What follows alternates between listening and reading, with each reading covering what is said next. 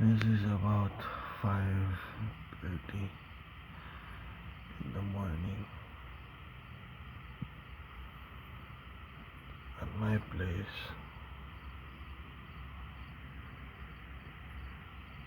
At night, yung mga ilaw dyan sa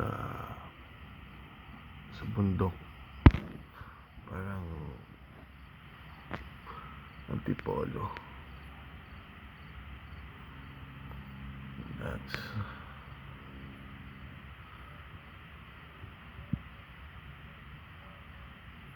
yung field, the rice field, cornfields. So, I want to say good morning. God bless. Another day to work. Always thank the blessings we have that we're still alive.